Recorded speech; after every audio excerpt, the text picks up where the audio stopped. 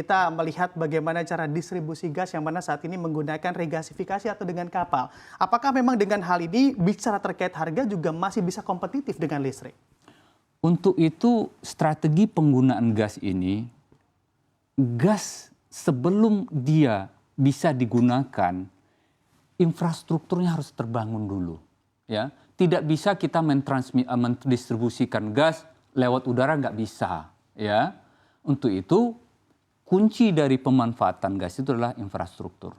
Apakah infrastrukturnya harus kapal, atau harus pipa, atau harus bentuk truk misalnya? Mari kita lihat tergantung strategi dan geografis masing-masing negara. Misalnya ya, Eropa yang terkenal, mereka mengandalkan gas dari Rusia misalnya, menggunakan 2 pipa Nord Stream. Berarti apa? Melihat geografisnya, maka Eropa dengan sumber gas yang dari Rusia lebih efisien menggunakan jalur pipa, itu misalnya. Tapi apa yang kejadian? Kalau nanti jalur pipa, dan ini sudah terjadi, terganggu, apakah bisa nggak jalur pipa saja? Tidak. Eropa sekarang berlomba-lomba membangun LNG terminal, LNG storage. Kenapa?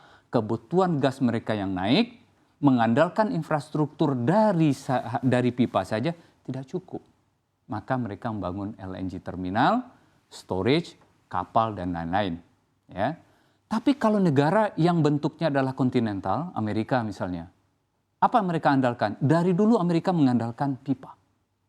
Tapi untuk ekspor sekarang mereka mengandalkan LNG. Ekspornya kemana? Bisa ke Eropa dan negara-negara. Bagaimana kita di Indonesia? Kita bisa dua-duanya. Ya. Kita punya pulau yang besar, Sumatera misalnya, Jawa misalnya, mungkin lebih pas itu menggunakan pipa. Tapi kalau source-nya berada di Papua, untuk mengalirkan gas ke Pulau Jawa, rasanya untuk pipa mungkin mahal.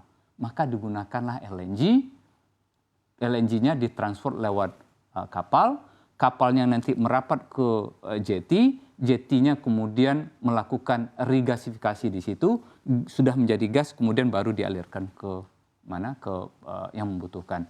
Nah, yang terpenting di sini, apakah teknologi yang ada sekarang yang hanya mengandalkan kapal, kemudian harus membangun jeti, harus membangun breakwater agar kapal ini bisa merapat, kemudian harus membangun regasifikasi, kemudian harus membangun storage juga, mahal nggak? Mahal.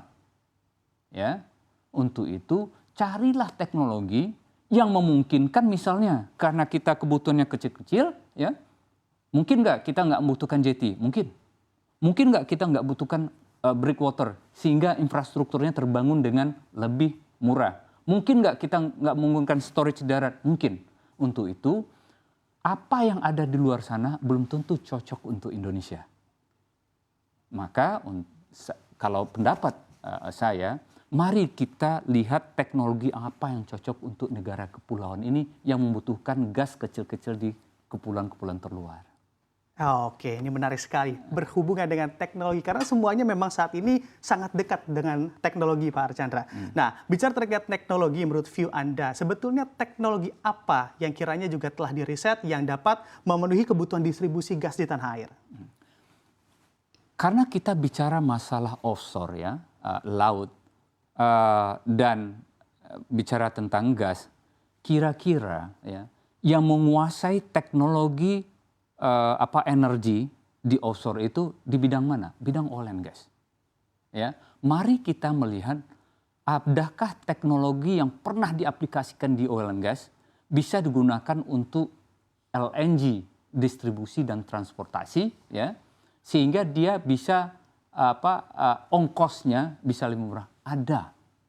Namun demikian, mampukah kita atau adakah kemauan kita, ya, untuk melihat teknologi tersebut? Ya. Oh iya, kita butuh ini, teknologi ini. Nah, kalau kita butuh untuk itu, mari kita terbuka untuk melihat apakah benar teknologi itu bisa diaplikasikan di sini apa tidak. Kadang-kadang karena kita melihat, oh ini teknologi baru, ya kita belum pernah pakai, ya. Untuk itu ya udah kita nggak jadi deh. Nah, kalau seperti itu, ya nanti infrastruktur gas kita, ya, yang kita butuhkan di Indonesia, kalau hanya melihat apa yang ada di luar, mungkin dia akan mahal.